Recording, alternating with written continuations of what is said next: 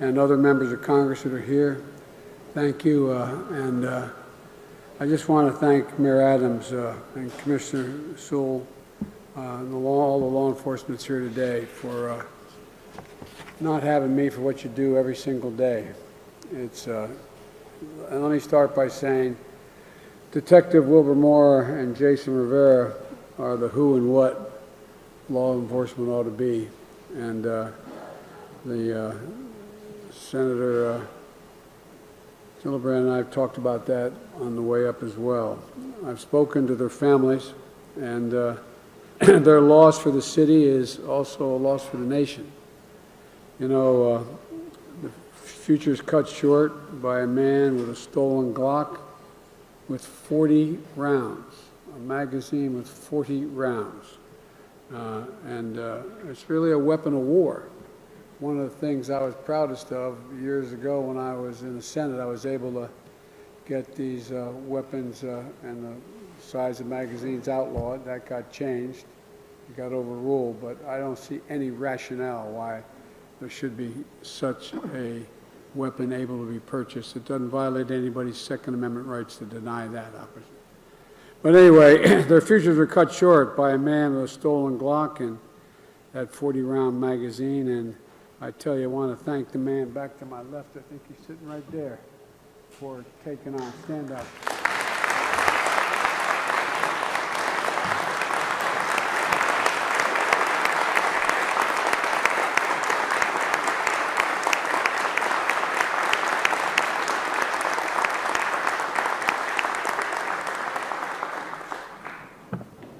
Excuse as you used to say in the Senate, a point of personal privilege. When the economy died in Scranton, Pennsylvania, and I moved down to Delaware with my dad and my mom and the family, I moved to a little town called Claymont, Delaware, and it was a steel town just across the border from Pennsylvania, right up in that arc. And I spent 12 years going to school there. Well, actually not 12, I started in third grade. At any rate, I went to a school, a little Catholic school called Holy Rosary across from a small police department and the fire hall. And everybody that I grew up with either became a cop, a firefighter, or a priest. I wasn't qualified for any of them, so here I am. But I admire the hell out of all of you. I really do. Now, I'm not being solicitous. I mean it sincerely. And to the many parents, spouses, brothers, sisters who have to bury a piece of their soul in the deep earth, it's really tough stuff. It's hard as hell, as you all know it, to lose a colleague, to lose a son, a daughter, a husband, wife. And I want to thank, if there are not many here, but I want to thank all the spouses of every one of you or your significant other, because every time you pin that shield on and walk out the door, they're worried whether they're going to get that phone call. Too many have gotten the phone call lately. And every day in this country, 316 people are shot, 106 are killed, and 6 NYPD officers have been victims of gun violence so far just this year. The same in the town north of me, Philadelphia, and my much smaller town of Wilmington, Delaware, Washington, D.C. 64 children injured by gun violence so far this year, 26 killed. It's enough. Enough is enough, because we know we can do things about this, but for the resistance we're getting from some sectors of the government and the Congress and the state legislatures and the organizational structures out there. You know, Mayor Adams, you and I agree. The answer is not to abandon our streets. That's not the answer. The answer is to come together, the police and communities, building trust and making us all safer. The answer is not to defund the police. It's to give you the tools, the training, the funding to be partners, to be protectors, and community needs you and know the community. You know, policing that treats everyone with respect and dignity. That's why I called on the Congress to pass a budget later this year that provides cities like New York and others with an additional $300 million for community policing. You know, where the police interact with the community, get to know the community, build trust in the community. And I've noticed in my experience when I wrote the first crime bill, I noticed that, I don't hear many communities, no matter what their color, their background, saying, I don't want more protection in my community. I don't know. I haven't found one of those yet. And so I've asked the Congress to provide $200 million to invest in community violence intervention programs as well. They work. They work. Where community members with credibility work directly with people that are most likely to commit crimes or be victims of gun crimes. And they work. For example, in 2017, the program I'm going to see this afternoon, which sends people to the community, in the community to interrupt violence, to mediate conflicts, to de-escalate, succeed in preventing a single shooting from occurring in this largest public housing development last year. No shooting for a full year because they engaged directly with the community. I know this is a priority for Senator Schumer, which y'all are doing here. If I hear one more call from him that we need more money for housing and more money for cops, I don't know. I'm going to send them back to y'all. But all kidding aside, this is a $500 million of proven strategies, and we know will reduce crime. Congress needs to do its job to pass the budget. Every one of these folks here from Congress are all supportive. But, it's time to fund communities, community police, and the people who are going to protect them. Look, as I said, we're not about defunding. We're about funding and providing the additional services you need beyond someone with a gun strapped to their shoulder, to their hip. We need more social workers. We need more mental health workers. We need more people who, when you're called on these scenes and someone's about to jump off a roof, is not just someone standing there with a weapon. It's someone who also knows how to talk to people, talk them down.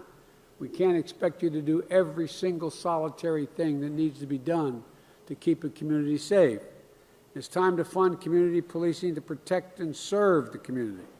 I'm also calling for increased funding for the Bureau of Alcohol, Tobacco, and Firearms and the U.S. Marshal's offices. I'm confident that if we fund these programs, we'll see a reduction in violence. In the next year's budget, I'm also going to try to double down on this investment. I think I got a lot of partners here in New York going to help. Mayor Adams, you say that gun violence is a sea fed by many rivers. Well, I put forward a plan to dam up some of those streams. You can count on me to be a partner in that effort. And I have the U.S. Attorney, United States Attorney General here with me today. And we put together a comprehensive strategy to combat gun crime in cities like New York, Philadelphia, Atlanta, and many other cities, San Francisco. First, we want to crack down on the flow of firearms used to commit violence. That includes taking on and shutting down rogue gun dealers. It's about doing background checks, as well as outright selling, making sure that people who are not allowed to have a gun don't get the gun in the first place. And again, for any of the press listening, this doesn't violate anybody's Second Amendment right. There's no violation of a Second Amendment right. We talk like there's no amendment that's absolute. When the amendment was passed, it didn't say anybody can own a gun and any kind of gun and any kind of weapon. You couldn't buy a cannon when this amendment was passed. And so no reason why you should be able to buy certain assault weapons. But that's another issue. And look, one of the things that we focused on, the Attorney General and I, and we're getting to the point where I think we're going to be able to have a real impact on it, includes going after ghost guns. Ghost guns are the guns everyone in this room knows that can be purchased in parts, assembled at home, no serial number, and can't be traced. And they're as deadly as any other weapon out there. But the fact is, they are out there. And, this spring, the Justice Department will issue a final rule to regulate these so-called ghost guns. But there's more we can do. Across the country, police departments report sharp increases in the number of ghost guns found at crime scenes. That's why today the department is launching an intensified national ghost gun enforcement initiative to determine and deter criminals from using those weapons to cover their tracks. If you commit a crime with a ghost gun, Not only are state and local prosecutors going to come after you, but expect federal charges and federal prosecution as well. We've also created a strike force to crack down on illegal gun trafficking across state lines. As the mayor said, as he pointed out, guns that are used to kill people in New York City, they aren't made in New York City, they aren't sold in New York City, they are sold in other places. Today, the Attorney General directed all U.S. attorneys in the United States to prioritize combating gun trafficking across state lines and city boundaries. The Justice Department is sending additional prosecutorial resources to help shut down what's referred to, as you all know, the iron pipeline that funnels guns from shops in states like Georgia to crime scenes in Baltimore and Philadelphia and New York and so many other places. Governor, you worked with the mayor and the NYPD and 9 other states to create an interstate task force on illegal guns. That's the kind of leadership that's going to solve the problem. And I'm eager to hear more about that progress. And folks, second thing I want to point out is I want to help every major city follow New York's lead to put together partnerships like this one you put together and meet on a daily basis. Every day here in New York City, like this meeting today, federal, state, and local enforcement meet to share intelligence about arrests, shootings from the day before, and work to take those shooters off the street as quickly as possible. Just look around. This is what the partnership looks like, and this is what you put together. And it's an important partnership. We need more cities adopting the same model. That's why today the Attorney General is also directing U.S. attorneys to work with state and local law enforcement to strengthen partnerships like this one and to get repeat gun violence offenders off the street and behind bars. You know, I want more cities and states to use some of the $350 billion we sent to them on the American Rescue Plan to fight crime, to keep our communities safe, by hiring more police officers for community policing and paying police overtime, and purchasing gun-fighting technologies like the technologies that hears, locates gunshots, so there can be immediate response because you know exactly where it came from. The third thing our plan calls for investing in critical services that reduce crime and violence. Community violence intervention programs like the one I'm going to see after this meeting, summer school, after-school programs for teens. As the saying goes, the teacher taught me, an idle mind is a devil's workshop. We got to have things for these kids to do, jobs for young adults, more school counselors and nurses, more mental health required in school, and mental health substance abuse treatment as well. Fourthly, when someone finishes their time in prison, all our experience tells us you just can't continue to give them $25 and a bus ticket. They'll end up under the same bridge you arrested them in the first place from. And so I don't want them ending up back in prison or being there because they've committed another crime. We need to be able to train for and get a job, find stable housing, re-enter society, and have a second chance at a better life. My Department of Labor is funding programs that help formerly incarcerated individuals, including young adults, receive the education and training they need and then connect them to quality jobs. I'll keep doing everything in my power to make sure the communities are safer, but Congress needs to do its part too. Pass universal background checks, ban assault weapons and high-capacity magazines, close loopholes that keep out of the hands of domestic abusers weapons, repeal the liability shield for gun manufacturers. Imagine had we had a liability, they're the only industry in America that is exempted from being able to be sued by the public. Only one. Imagine had that been the way with cigarette manufacturers. Where the heck would we be? We'd be in tough shape. Why gun manufacturers? Because of the power of their lobbying ability. It's got to end. They got to be held responsible for the things that they do that are irresponsible. And folks, you know, it's the only industry in America, as I said, that's exempt from being sued. And I find it to be outrageous. And folks, these laws, if we are able to pass them, are going to save lives. And more equally importantly, help you protect one another and protect yourself. Put law enforcement in a safer circumstance. We have an opportunity to come together and fulfill the first responsibility of government and our democracy, to keep each other safe. So I want to thank you all. There's much more to say, but I probably already said too much because a lot of people are going to speak. But let's get this done. Let's get this done. And God bless the men and women who put their lives in line every single day to keep our communities safe. Now I'm going to turn it over, with your permission, to the Attorney General Garland. General? Thank you, President Biden. As the President said, the Justice Department is doubling down on the fight to protect our communities from violent crime and from the gun violence that often drives it. But we are not doing this work alone. As the President also said, what you see in this room represents the core of our efforts, our partnerships, which are essential to success in disrupting violent crime. Yesterday, when the President and I spoke with the mayor on the telephone, the mayor talked about the importance of the excellent cooperation he is seeing between the city, state, and federal law enforcement agencies who are represented here. At the Justice Department, we know that the best anti-violent crime strategies are tailored to the needs of and are developed by and in partnership with individual communities.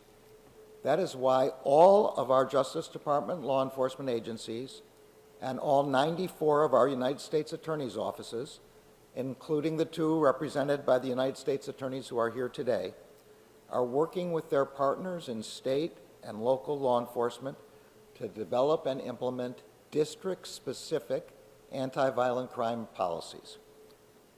We also know that while many of the public safety challenges our cities face require this tailored approach, gun violence is a universal challenge and one that demands comprehensive action. That is why, as the President said, the Justice Department is taking action to crack down on ghost guns and to hold those who illegally sell firearms to criminals accountable. That is why we are strengthening our firearms trafficking strike forces to disrupt the pipeline that floods our community with illegal guns. And that is why we are sparing no resource in identifying and holding accountable the repeat offenders who are the major drivers of violent crime.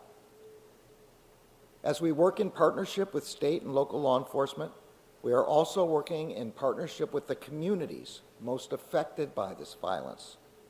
Shortly, President Biden and I will be meeting with leaders of a community violence intervention program here in New York. In 2021, the department provided over $37 million in grant funding directly to community violence intervention efforts, and we will expand that work in the year ahead. The Justice Department will use every tool at our disposal to protect our communities. We will hold perpetrators of violent crime and gun violence accountable.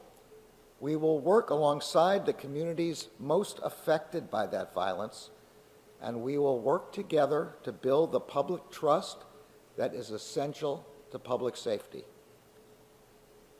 Before I close, I want to note that in times of crises, both large and small, the American people look to law enforcement to help. And every day, officers, like those who are with us here, answer the call without hesitation.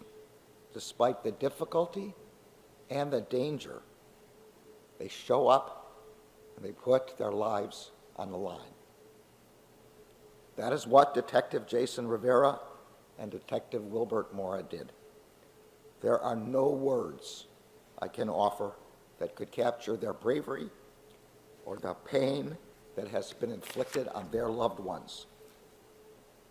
What I can say is that at the Department of Justice, we will seek to honor Detectives Rivera and Mora in the work we do to help keep our law enforcement officers safe as we work to keep our communities safe.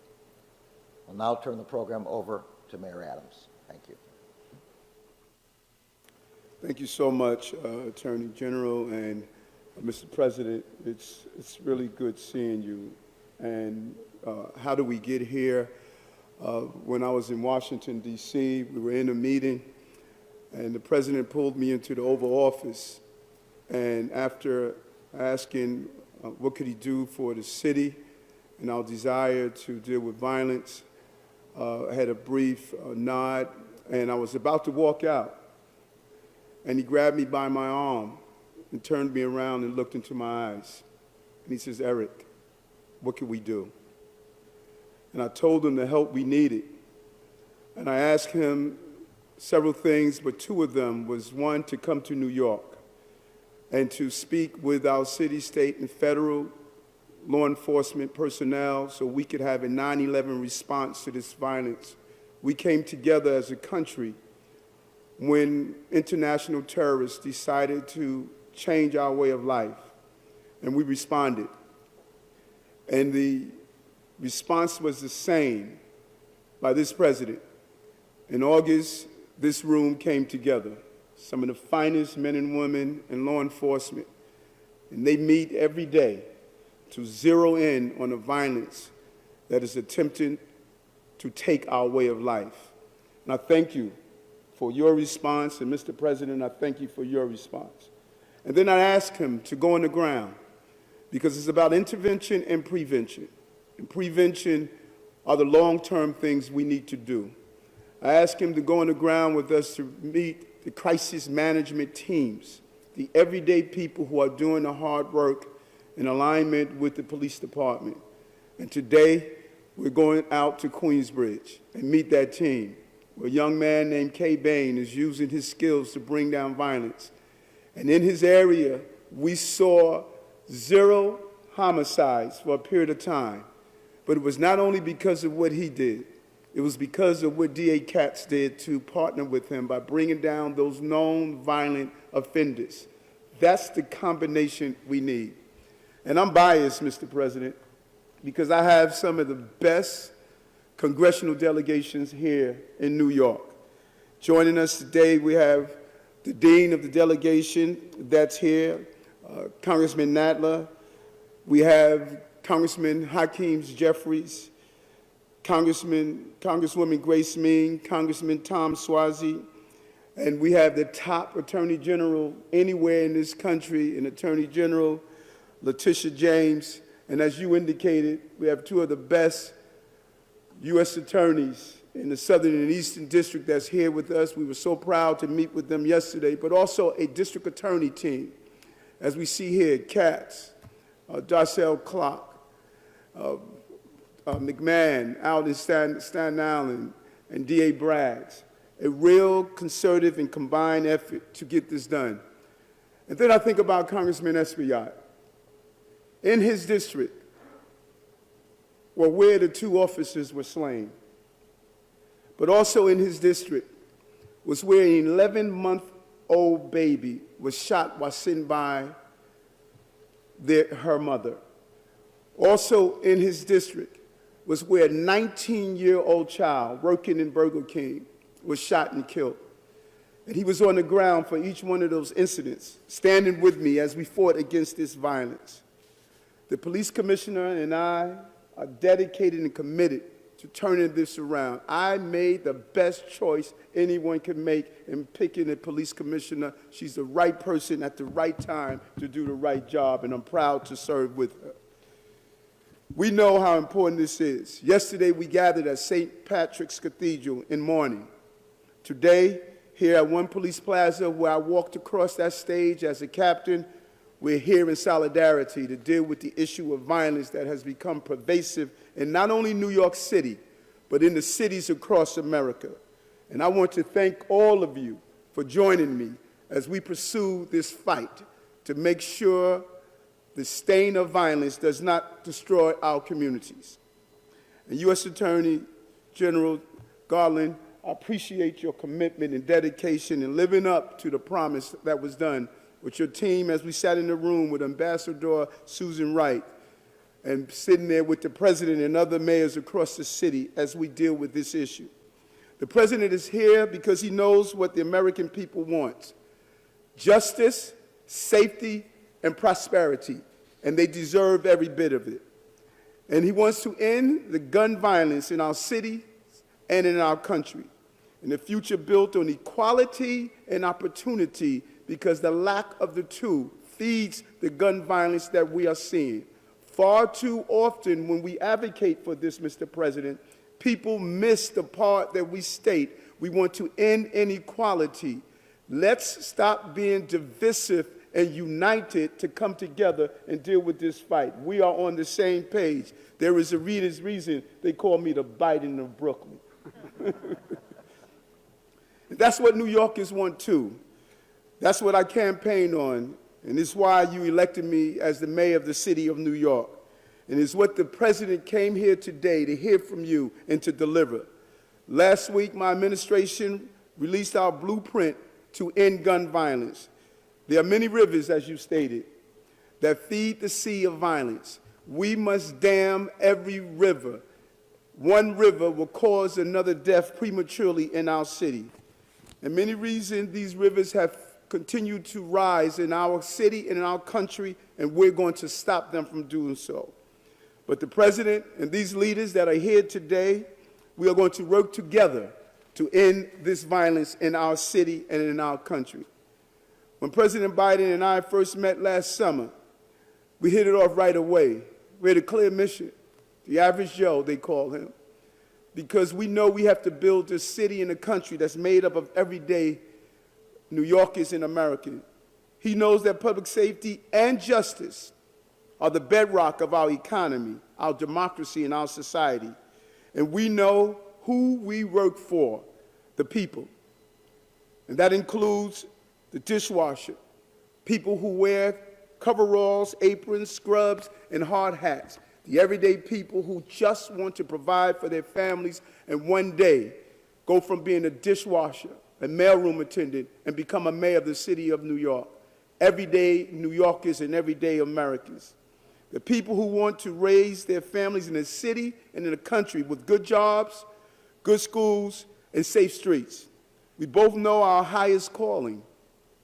Our most important mission is protecting the people of this city and of this country, making sure they have what they need to live their lives in safety, and helping them recover after 2 years of the devastation of COVID, crisis, and violence. There is no recovery without public safety. There is no recovery without justice. They go hand in hand. That is why we're working in lockstep to end the gun violence that has shaken our city, our nation, to protect our people and the officers who've sworn to protect us, and to restore the American dream of safety, stability, and prosperity. That is why the president is here in New York City, in this city today. He understands how serious this moment is. We need, as I stated, a 9/11 type response to address the domestic terror that is pervasive in this city and country.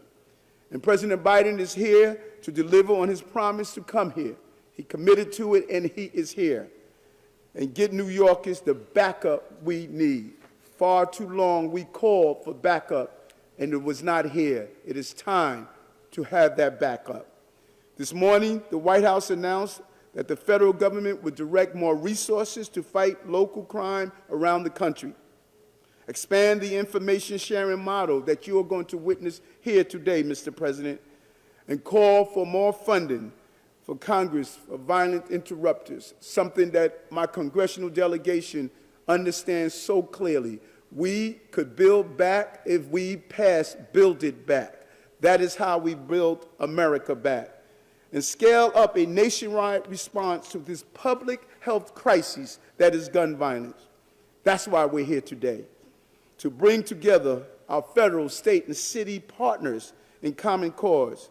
We're going to stop gun trafficking from coming into our city, get illegal guns off the streets, and lock up those who carry them, and make sure that they don't leave prison or jails without the opportunities they need, so they don't have a revolving door of crime in our city and country. We're going to provide funding for cities and states to put more police officers in the places we need them, invest in community violence prevention and intervention programs, and change our laws to prevent crime, and save lives, and do it in a way that we can disagree without being disagreeable, because we are in this fight together. We're going to break and destroy the iron pipeline that allows southern states in this country to produce weapons that end up on the streets and take the lives of our police officers, Mora and Rivera. And I want to, again, take my hat off to Officer Summit, who protected countless numbers of New Yorkers and responding police officers by taking the appropriate action to end the threat that we were facing. We're going to dam those rivers of violence and address the sources of those violence. It's about more than fighting crime. As Congressman Velasquez reminds us all the time, it's about rebuilding our society. It's not just locking people up. It's about picking them up and giving them the opportunity to do so. That is why the American people elected Joe Biden to lead them. That is why we're willing to follow that leadership. And that is why I'm proud to be here today among the men and women who wore that same uniform that I wore, to stand shoulder to shoulder with the president. And we want to get stuff done. That's the administration of the Biden's administration and the Adams administration, to get stuff done for the American people. And Mr. President, Eric Adams is reporting for duty and ready to serve. Thank you. I'm going to turn it over to our governor.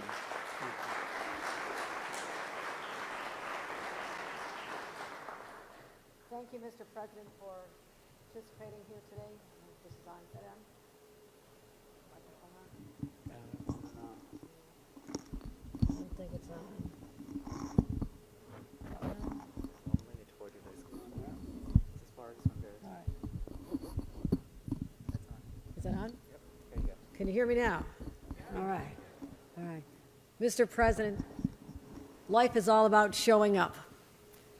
On a day when you had to deal with an international incident where the rest of the country was riveted on the news that was coming out of the White House, you still found the time to show up. And to me, that is a commitment that we'll not take for granted. It's more than just words.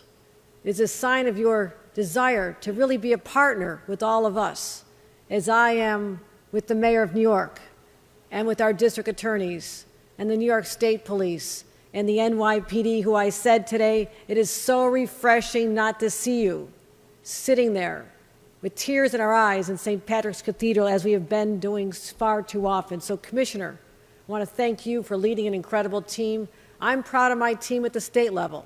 We also have other state partners. We have our great Attorney General. Letitia James is here.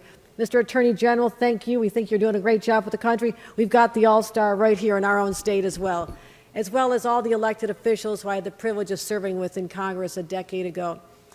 This is the team that has to be activated, because we cannot wait a single day longer. Because the challenge that lies before us, it's not unique to New York State, it is not unique to this city, it is an American crisis. But what we're doing here in the state of New York and in the city of New York can be used as a model for other parts of our country to show them what real collaboration looks like. I've been in this business a long time, and I have seen that people get into silos. Federal government's going to handle this case. The prosecutor's over here, and the local government and district attorneys are over here, and the state government has a different role. For the first time in my life, I'm seeing a unification of purpose that has been missing. And the ones who ought to be afraid of that are those who dare violate the laws that are in place to protect the people of our cities and our state. But also, there are people who are hurting in this community. We saw an incredible increase in violence immediately following the pandemic. It appears to me the human condition was very frail. We have people who succumb to suicide, substance abuse, domestic violence, and even, yes, acquiring a gun on the streets for $1,200 and using it against one of their fellow men or women. We have to figure out the root causes here.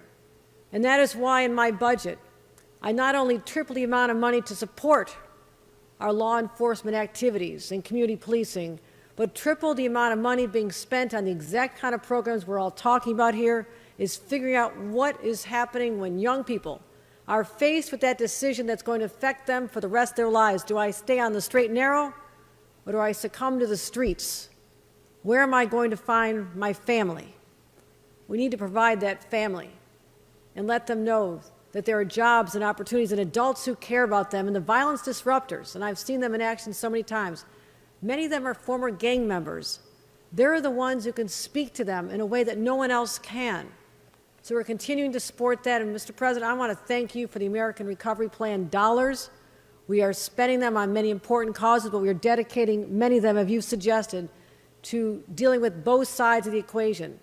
The very human side, where we need to be dealing with the resources and support for these people, but also those who cross the line, deal with that and make sure our law enforcement have the resources. With respect to ghost guns, I signed a law just a few months ago that banned them in the state of New York. And as a series of reforms, we also banned the component parts. And we named it after an individual whose name I'm going to say right now, and that is Scott J. Beagle. He is the brave teacher in that school in Parkland where our children were slaughtered. His family is from Long Island. We named it after him, and his mother was there and gave me this hug and said, "We'll never forget Scott Wilby." And I said, never, never, ever. Just as we'll remember other victims, the men and women like Officer Rivera and more, who so proudly wear those uniforms, to hear from their families what it meant to them to put on that uniform every day. It was so impactful and powerful to hear their words. We have to fight to protect them as well. So, Mr. President, we're going to find all the smart ways to double down on this. The task force that you referenced has already worked together collaboratively, 9 states, in addition to the state police, NYPD, your own ATF is represented, Boston Police Department. These counties and states have come together like never before with one purpose: is to stop the flow of guns over our borders, because, yes, as governor, I'm going to help my mayors, and I have mayors all over the state who need my help. But my job is to protect those borders, because 80% of guns in this state are coming from other states illegally. So I'm watching those borders. Let everybody be aware, we are checking. We're out there, we're checking the people who are putting guns in their trunks in gun shows in Pennsylvania, heading north and ending up in Manhattan, Brooklyn, the Bronx, Queens, Staten Island. It's going to stop right now. That is the message. We have the resources, we have the will, we have the desire to get this done, because our citizens are calling on us to protect them so they can feel safe once again in this great city and this incredible state. So, Mr. President, thank you for your time. You being here today sends a powerful message, and we do not forget that you never forgot us at a time when we needed your support the most. And with that, I'd like to introduce an incredible partner that we have representing us, the entire state in Washington, D.C., and that is our Senator Kirsten Gillibrand. Thank you, Governor. Thank you for your leadership and your determination to take this scourge of gun violence head on. It really does matter. I want to recognize all my state partners who are sitting here with me, our delegation in Congress, as well as our DAs and our Attorney General. I want to thank each of you for being here. New York has just lost 2 officers who were shot and killed in the line of duty. Detective Wilbert Morris' funeral was yesterday. He was only 27. Last week, I attended the funeral of Detective Jason Rivera, who was only 22. They had their whole lives ahead of them. After that, I stood with Jennifer Pryor, a mom who I first met in 2009. Her brilliant, beautiful daughter, Nyasia, was an honor roll student and on the cheerleading squad. One night, when Nyasia was out with her friends celebrating their recent graduation, a stray bullet hit her in the head and killed her instantly. I went to Brooklyn. I met her family. I met her classmates. Losing a child that young is really hard. It's hard for the community, and it's hard for everyone. As a mom of 2 young boys who are about that age right now, I can't imagine the horror or the pain that a parent lives through to keep going forward every day. And as a senator, I made a commitment that we would take action and do what we could on the federal level to stop the senseless gun violence in our cities, in our state, in our country. Now, New York is not unique, but it does have a particular problem. Almost 90% of the guns used in crimes in our city are trafficked guns, just as the governor said. So our approach to combating gun violence has to include dealing with these trafficked weapons. Right now, there's literally no federal law that makes it illegal to cross a state line with a trunk full of guns, get on a bus with a bag full of guns, get in your car and drive up the Iron Pipeline and sell them directly out of the back of a truck into the arms of criminals in our city. We have to change that. It's really pretty simple. We have to keep these illegal guns off of our streets, out of the hands of those who could not buy them legally.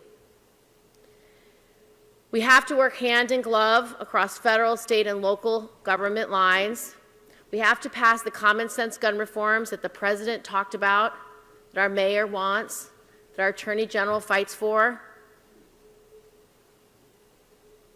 We have strong partners here. I believe between all of us here today, we can do this. The bill that many of us have been working on in Washington is called the Hadia Pendleton and Aisha Pryor Yard Gun Trafficking and Crime Prevention Act, which would establish gun trafficking as a federal crime and go upstream to address all responsible parties: the traffickers buying the guns and transporting them across state lines, the gun dealers who knowingly facilitate or recklessly disregard the warning signs of gun trafficking, and the kingpins and organizers who plan the trafficking. When similar legislation was brought up in 2013 for a vote, it got 58 votes. You know, in the Senate, we have to get 60. It was the closest we got to any common sense gun reform. This is a gun that this is a bill that Commissioner Kelly helped me write. And so I know with our new police commissioner, and I know with our governor and our mayor, and with our president, we can get this done this year. We cannot have more stories of 4-year-olds dying on park benches in Brooklyn. We cannot have more stories of moms and their movement speaking out, begging leaders to do what's right. We can do this, and we will.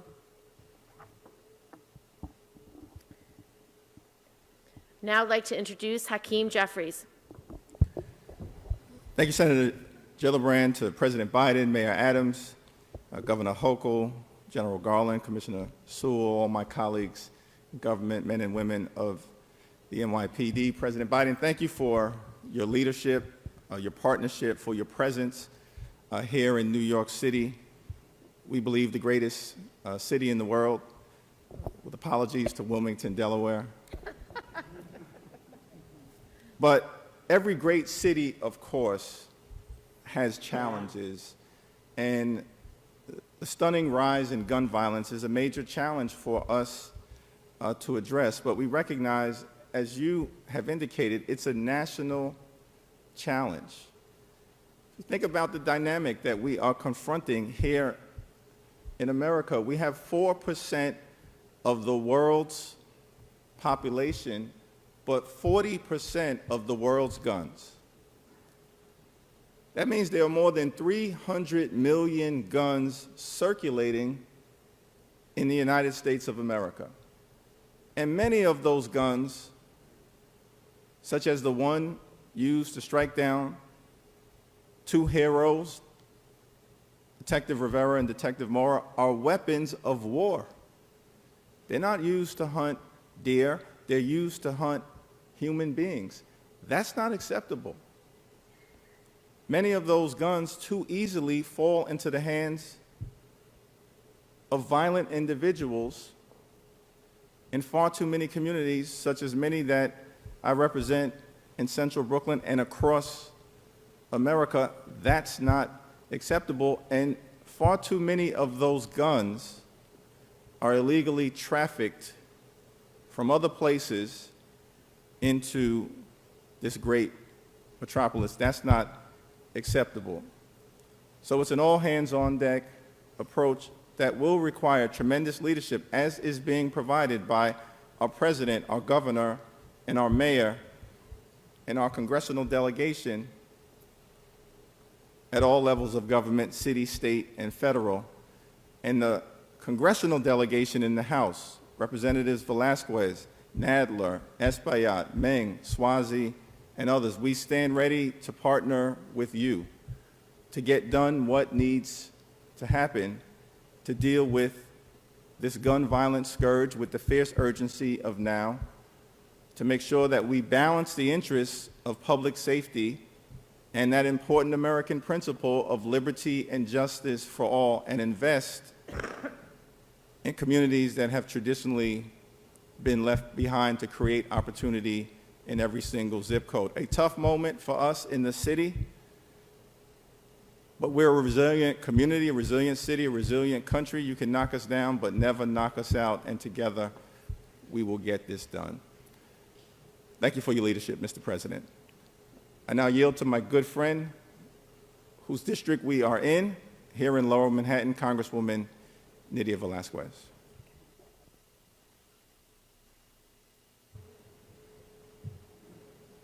Well, I don't know if you can hear me. Yeah.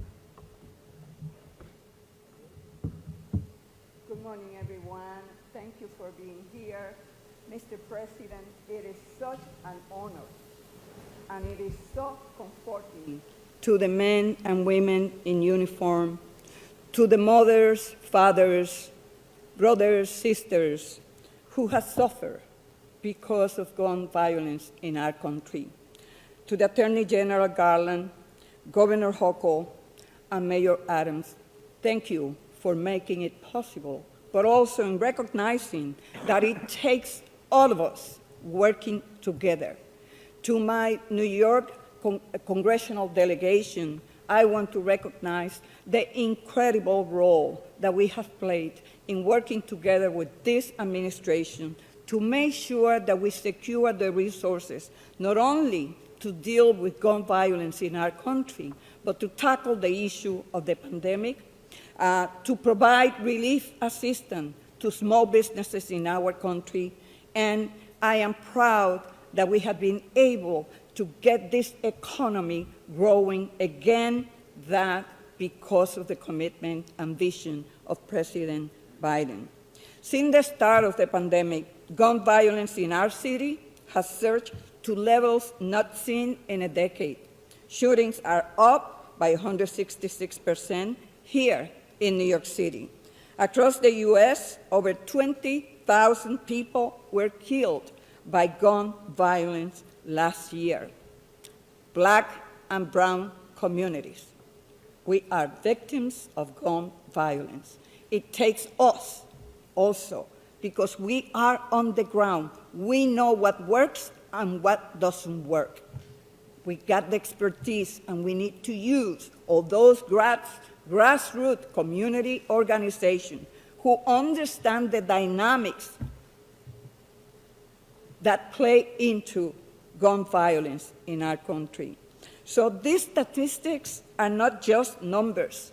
Each represents a lost member of our communities. We must recognize that mobilizing community-based resources, job opportunities, and early intervention are key to protecting our youth from gun violence. We must also, once and for all, crack down on the iron pipeline of illegal guns being funneled into states like New York. This is just not a public safety issue, but one that requires partnerships with healthcare institutions, schools, job-creating programs, churches. As Hakeem Jeffrey just said, we are all hands on deck. This is how we're going to tackle this issue. And I want to recognize Los Sures anti-violence program in North Brooklyn, working with NYCHA, New York City Housing Public Authority, and they are working to stem the gun violence issue in public housing. They have been successful. It is proven. It can work. Let's do it. Thank you. And it's my honor to introduce the chairman of the Judiciary Committee, Chairman Jerry Nadler. You have it there.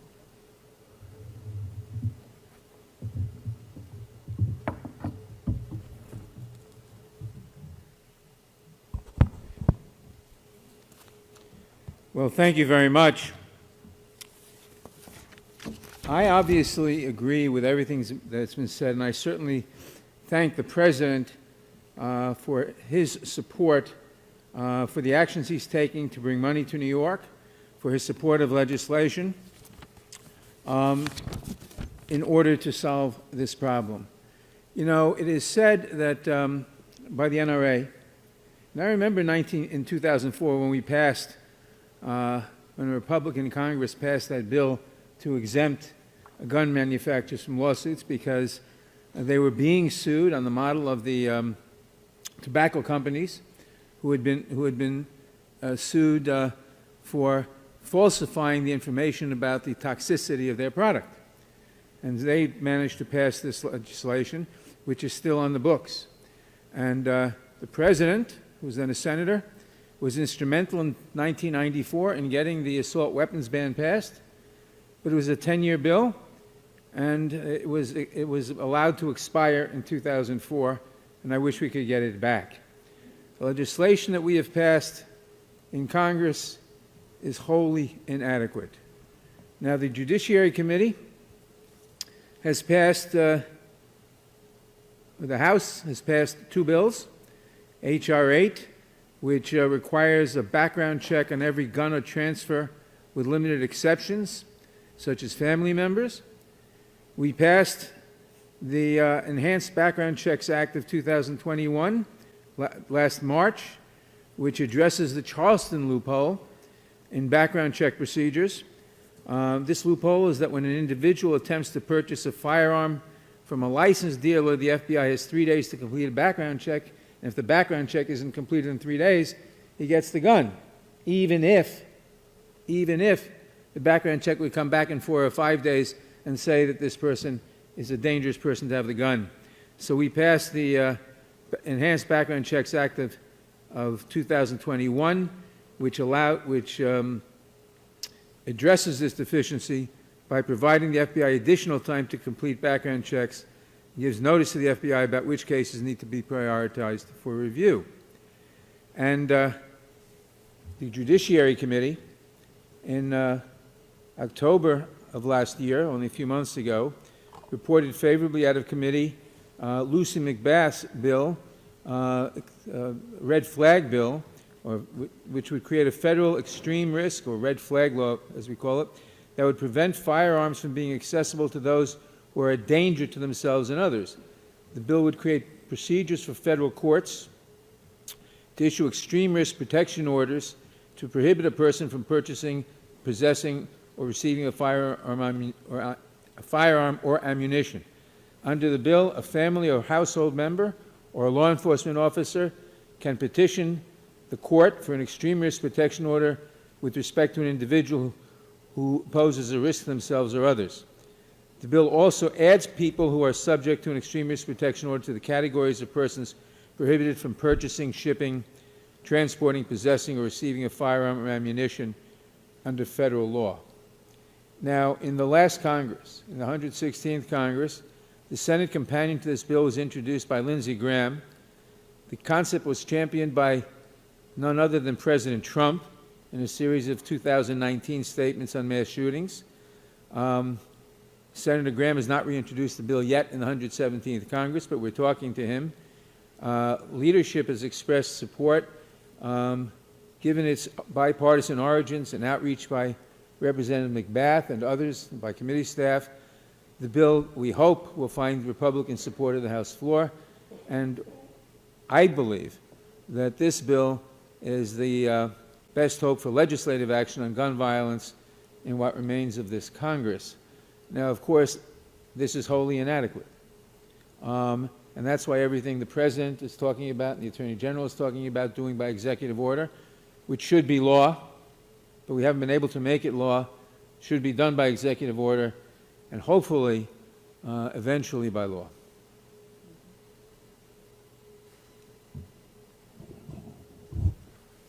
Thank you so much, the entire congressional delegation. We want to now, I know the police commissioner has to depart to go to the walkout for one of the officers that was shot a few nights ago. Police Commissioner, if you want to say a few comments, and then we'll turn it over to the task force to give a presentation on what they're doing every day. Thank you, Mr. Mayor. Mr. President and Attorney General Garland, thank you so much for coming to witness firsthand what the NYPD and our law enforcement partners are doing to end the proliferation of illegal guns and shootings in New York City. We know across the cities and major areas in this country they're experiencing an uptick in violence, a growing number of shootings, and guns on their streets, and New York City has not been immune. Experts will likely debate this for years, but we do not have years. There are too many people carrying guns who are not afraid to use them. Our officers are out there engaging, and they are doing what literally is the most dangerous thing a police officer can do. They are taking guns out of the hands of criminals on our streets, and our officers are paying a heavy price for it. It cannot be overstated that since the beginning of the year, we have had 6 of our own officers shot, and tragically 2 of them killed. And Mr. President and Attorney General Garland, I want to thank you for your outpouring of support and your condolences during this time, during the loss of our members. It's sincerely appreciated. In fact, again, as the mayor said, we have to excuse ourselves because a little bit of good news, one of our officers is being released from the hospital today, so we're going to head over there. Despite a record number of gun arrests and seizures by the police, the communities and our citizens continue to pay a horrific price. We've seen our citizens suffer from this violence. Bystanders, unintended targets, babies, and people simply trying to do their jobs. We know this violence is not acceptable against our citizens or our police officers. And we know that it has to be stopped. And we know that it starts here in the NYPD with action. That is why the Gun Violence Strategies Partnership was started. What you are seeing here today, Mr. President, is every component of law enforcement in New York literally at the table. This morning, we're going to do what this group does every day. We're going to go over the shootings, the suspects, the guns, the shell casings, the facts to connect the dots. They will go around the table. We're going to use every tool, talent, and resource available through every agency to focus on the very few who are responsible for the largest number of shootings in our city. And we intend to use every legal tool at our disposal to remove them from our communities. This is about the life of a city, but it's also about the lives of the people who make up this city. And together, with this partnership, we know that we will not fail. It's an extraordinary meeting. I've been a part of it. These are truly professionals. And I want to turn it over to Deputy Commissioner Chauncey Parker, who's basically like the quarterback of this team. Before that, you do that, Deputy Commissioner, since this is sensitive information, I think at this time we're going to ask the press to depart because this is sensitive information that is shared. And so if personnel could help us clear the room.